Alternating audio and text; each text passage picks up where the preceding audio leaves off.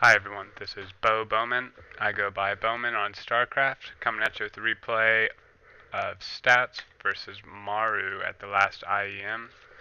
Here in New York City. It is a bit cold, so that's why I'm wearing this jacket. Merry Christmas to y'all. Let's hop in this thing. So we have Maru down here in the bottom left.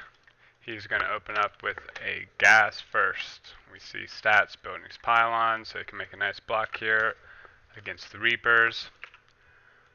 I think he could have grabbed that second gas a little bit quicker. You want to grab that gas the moment you have the 75 minerals after your gateway,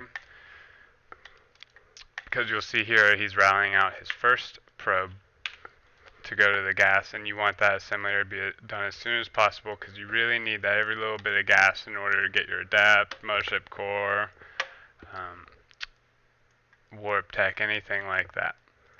So and you'll see all he's doing is he's going one probe into the gas. He's not pulling additional probes to go in, because you're going to see he's now routing this probe out to get a fast expand. So at this point you really want to be accumulating the minerals to get that 400, and the gas will come later. We don't see anything behind this from Patience, no second barracks. He's saving up his minerals. We'll see what he chooses to go for.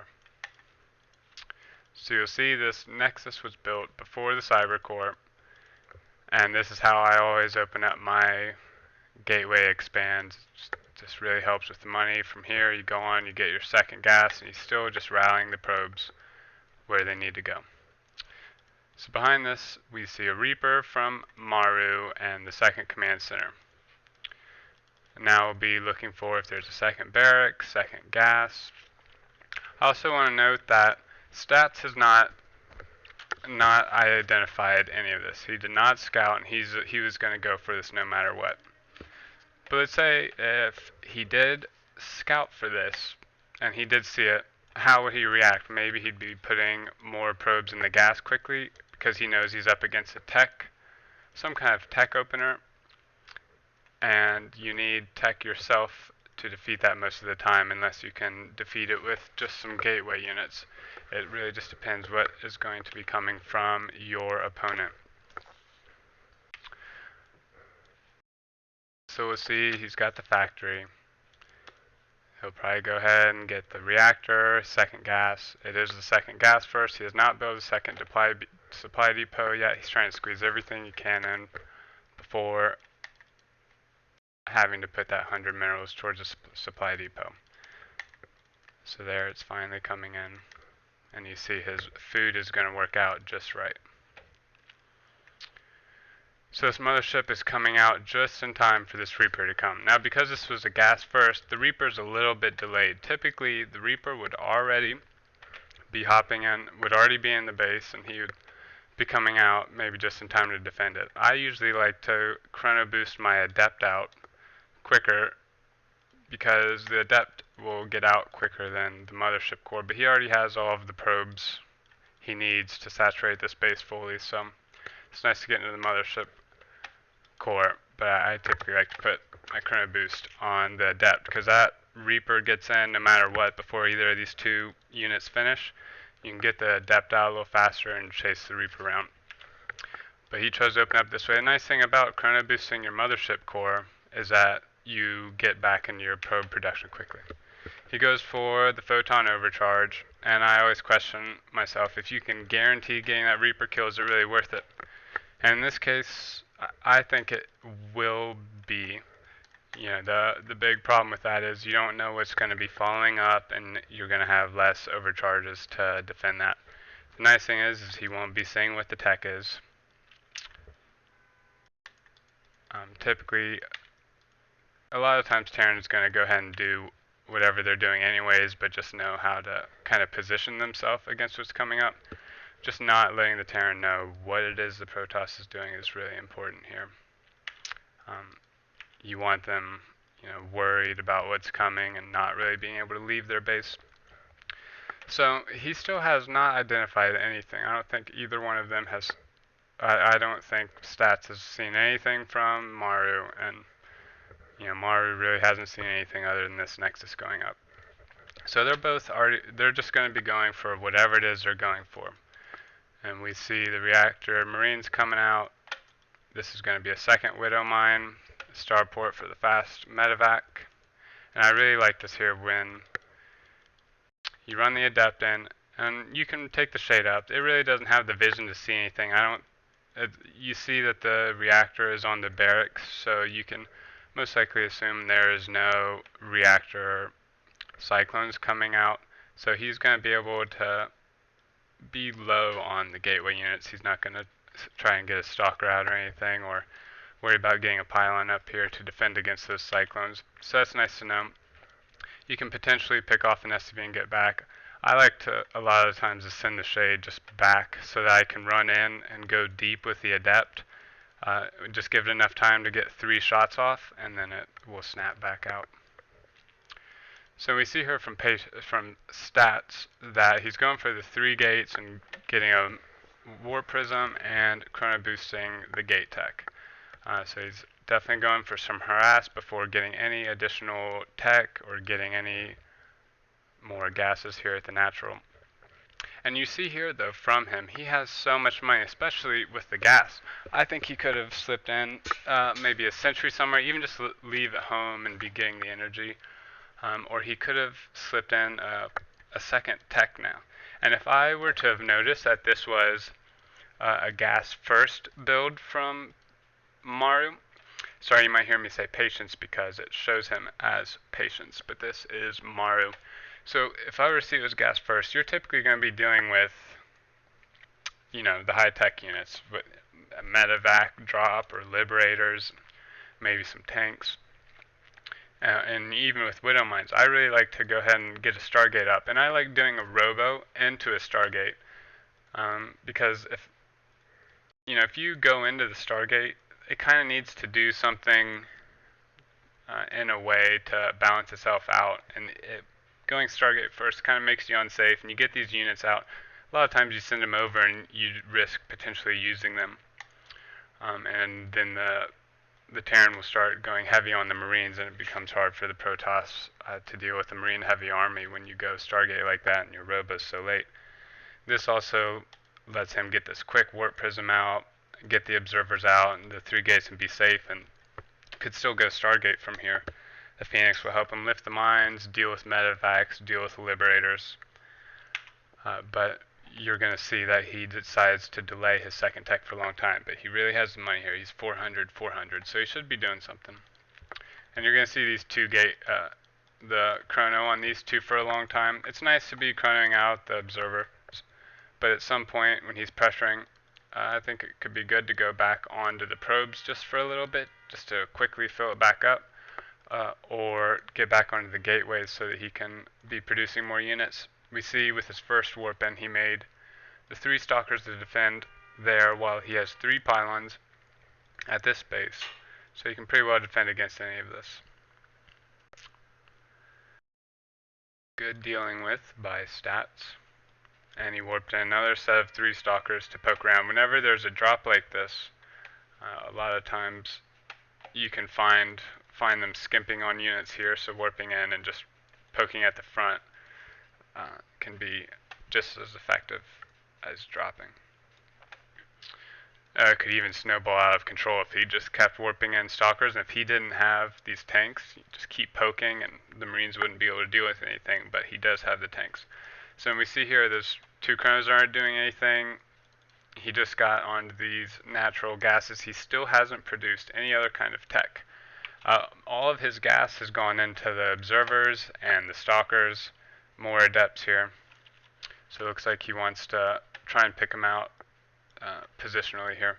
At this point is exactly when the 3rd base should be going down. He has the money. He doesn't do it. He delays it for a long time. I think that should really get down a lot quicker. When you're keeping the Terran on this side of the map, your base is going to be safe to go up. And if he's over there dropping, then this little multi-prong could do way more damage if that drop was out there to stop the 3rd anyways, because he's going to be so light on the units. You see here he's starting to float into the money. He could have had a Nexus this whole time. This part was a little iffy. I really liked his control on killing that 1 stalker, and he almost got this one, which possibly could have made it worth, but he was focused here, and he didn't really get done at the front of what he could have gotten done, or he could have saved his units. Also, not a lot of warp prism micro. Not even really microing those adepts at all. At this point, the third could be almost done. So behind it all, you did see. Well, sorry, you didn't see because I didn't show you, but he did go into the robotics bay. He doesn't have a forge yet at all. Which, if you would have noticed that it was a gas first build, sometimes it's nice to go ahead and get your forge, because if there's banshees or if you know it's going to be a mine drop, putting in those cannons can really be worth it. Because if you end up losing even just a few probes to Widow Mine, which can still happen when you have a cannon there, but a lot of times you just wish, I really do wish I had a cannon there. It would really help you. Or, it could really be worth it sometimes. And even a lot of times if you don't have an observer there and you don't have vision of the mine, it could go on to be a problem for a long time. So I would have liked to have seen a second tech path from stats and also a forge quicker along with the third base. But we see here that he must have gotten a little bit scared of what could come as a follow-up, because when you're doing only stalkers, he's really light on the tech here, and he does no Twilight upgrades, no Forge upgrades. If Maru would have come across the map with Stem and Combat Shield, Liberators, Medivacs, and a tank sieged up here, that could be extremely difficult to deal with. He's getting his first Colossus out, so he's going to feel a lot safer. So he's definitely just trying to build up some bulk before taking the third. He's going to have to split up his units to be dealing with any kind of drops too. So he finally takes it. And what do we see him go for after putting down his third Nexus? Still at this time, he's got the money to be putting down another tech and a forge or two. But he's only going to warp in units just because when he definitely sees this with an observer. Once you see the army come out from the Terran or the Zerg, you almost have to play like a Zerg, where Zerg, they're typically not making a lot of units. Maybe they are, but if they're not and they see an army come out, they just need to be producing. And I do the same thing with gateways. A lot of times I'll make the gateways just in case I need to make the units to deal with things. But a lot of times I don't like to warp in units if they're just going to cost me a lot of money and they're not doing anything at the time. And also it's nice to be able to warp in somewhere. If something's going on, you don't have units in a position, you can be there to defend. This pylon is really iffy too for any drops. As soon as third base is getting to this point in health, I like to go ahead and send a group of probes to my third. They can do some long distance mining. He does have that going on already. But the couple additional really aren't doing anything here. And even if you took like a group of 6 and it was down at 10 out of 14, it's going to mine down to 10 out of 10 anyways. You're going to get all of the money in pretty much the same time. Anyways, so and you're already starting to mine off the third base, which I think is really important to get that going as soon as possible.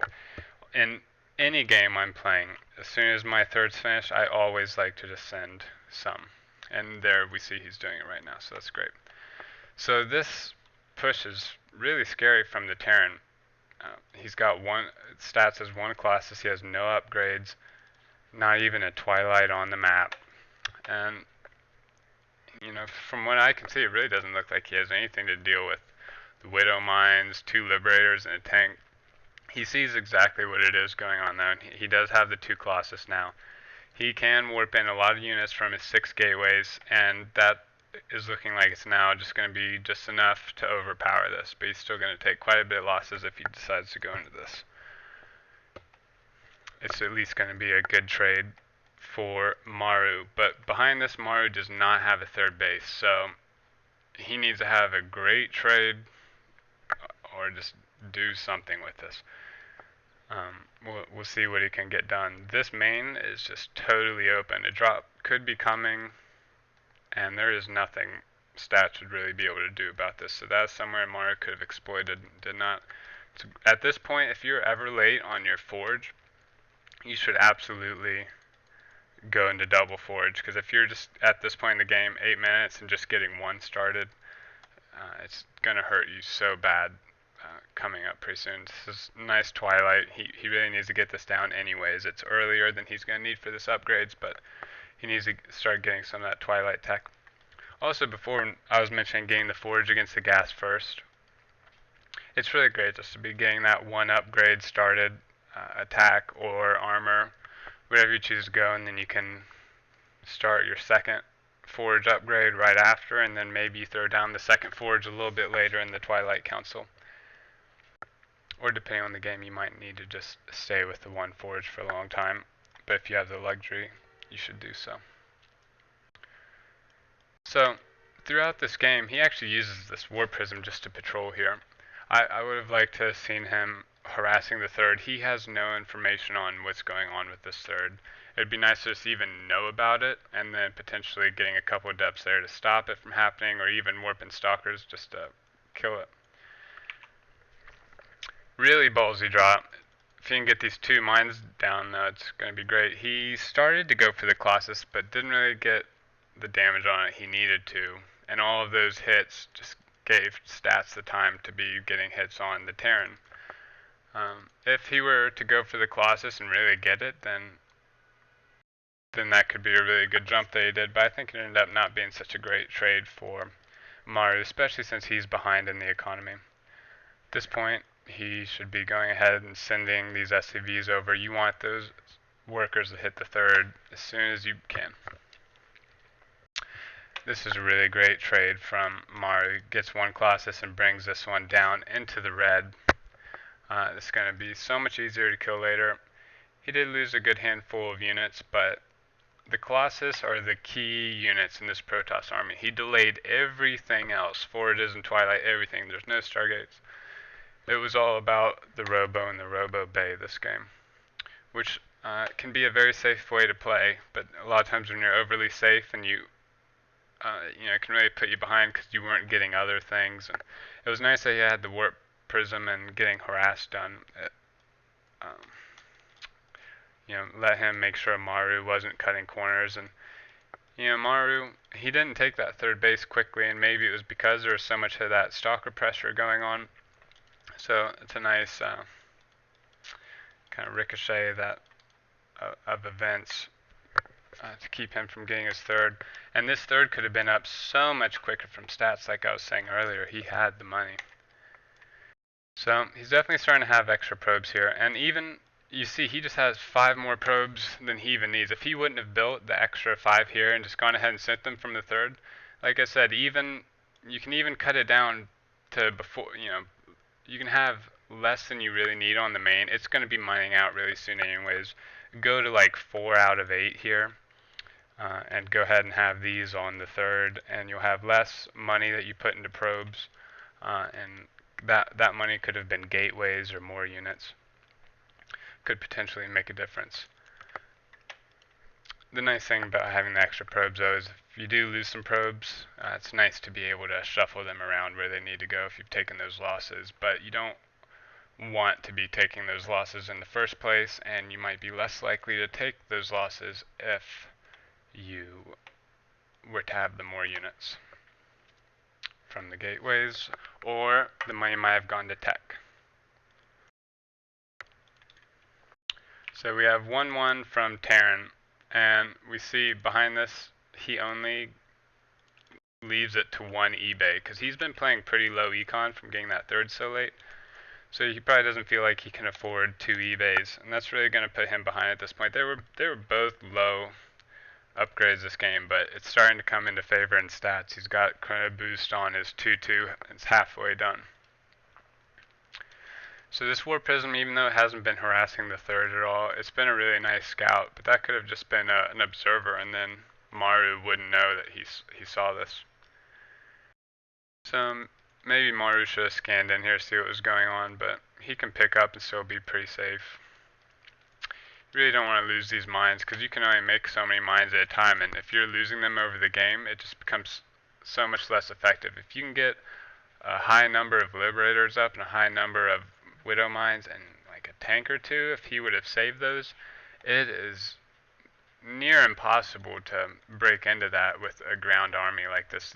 The disruptors really help. I like that he throws these in because then the bio units can't just really sit under the liberation zones. If you send them at them, they kind of have to run back either way, and that might allow you to push in with your stalkers and snipe off either some mines or liberators. But if there's tanks too, then just all of that, it's still going to be so hard not to take lots of damages for what you get. So we're still seeing pretty even supply. This 2-2 is just about to kick in for stats.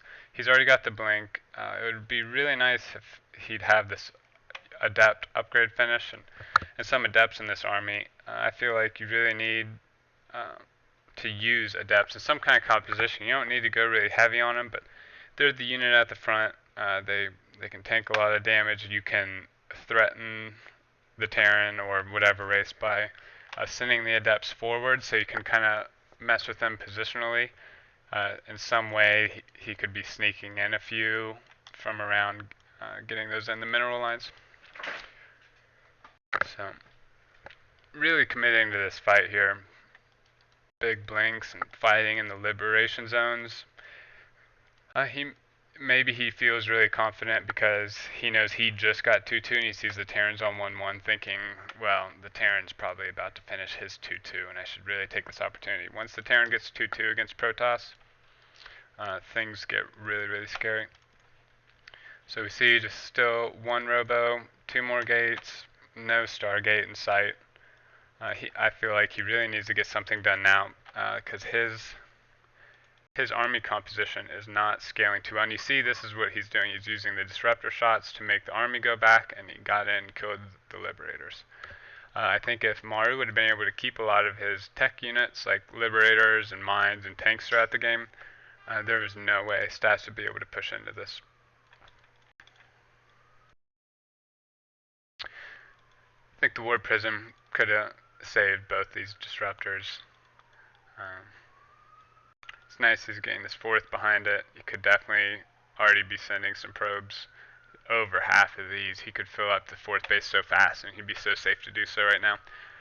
But Stats is ahead by about 30 supply right now, so looks like he's going to be okay. Not sure what this shade is about. I guess he might have thought there'd be an orbital there. Even if there was a planetary, you can't do much. I think it would have been better to go ahead and shade it into this mineral line or right here so that no reinforcements can come, but then you have to be careful about losing those adepts in your main army here. Sees the 4th base, doesn't get the 3-3 going, not moving these probes to the 4th. These are things that are really important. You see he's starving on the minerals stats is. And if he lost this army, potentially Maru could already have this dropped here and mining at a 4th base. And you know, the tech of Stats is really not that strong. He doesn't have that scary of an army, honestly. And he's somewhat broke, even though he's got this 4th base. He just really needs the probes there. So really, there's a lot of places from both these players that they could be taking opportunities to get edges, but they are not. Earlier, Patience was on the tech lab here with the factory in order to make those tanks, and he did switch the factory with the barracks. The barracks was on the reactor. I think that's a really good thing to do once you've seen the Colossus, because Marines are not going to fare well against the Colossus, so you want to have more Marauders. And he might have been going tanks anyways, but the tanks were nice for the push, and they really help push back any kind of Stalker Colossus army. Anyways, especially if you have Liberators and mines. So he's finally getting these probes moved. I'd still like to see some from the 3rd base. He's already going to have full saturation. The gases should be up. He should be mining those gases already. He's got lots of extra gas. I would really like to see a DT Shrine would be doing a lot here, even just leaving him outside the base, being able to warp him in for drops. He should have been considering getting Storm too, because there's no Viking count really either. He's just been making Liberators. So if he could get Colossus and Storm, and Terran doesn't have an answer to two kinds of splash damage, and he's starting to have the better upgrades. Well, he has had the better upgrades at 2-2 to 1-1. It's starting to balance out a little bit, even though finally there's that second eBay and second upgrade finishing. They've both just been really behind on the upgrades all game, just worrying about sheer numbers and fights.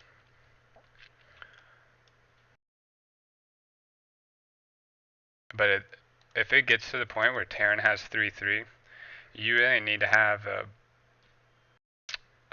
diverse army that you can work with. And based on what you're seeing, how many Ghosts, how many Vikings, you kind of need to be able to switch between those two. Because you absolutely need the splash to deal with 3-3 units. Even 2-2 a lot of the times, especially if he had a group of Vikings. I mean, at this point, Stats doesn't have any Colossus anyways, so the Liberators are better. So really, in my opinion, this is a pretty sloppy game from both people, but it's nice because it's giving me a lot of places where I can point out some things that you guys should be thinking about in your games. Also here at the Armory, I think it's great to get the ship weapons in case you do go Vikings, and it also applies to the Liberation Zones and just the air hit for Liberators. Anyways, and it's cheap, 100, 100. It gets something going. You can always sneak that in. So we see this drop going up, and he's going to see the drop, which might trigger him to go in. And he's going to be able to start warping in there, or he can warp in more here and just go for it, knowing that half of his medevacs and probably nearly half of his bio are gone. Yeah, he just cleared that up, and that triggered Stats just to hop right in. And you see this is just totally convincing. So that's going to be it for this game. I hope you enjoyed this commentary. This is my first time casting a game, and I just wanted to give it a try. I'm open to any feedback you guys have. I do stream myself at BowmanSX3 on Twitch. I play all three races, and I'd be happy for you guys to come around, chat, ask any questions, or ask them wherever you see this video. So thanks for checking it out. Hope to see you guys again soon.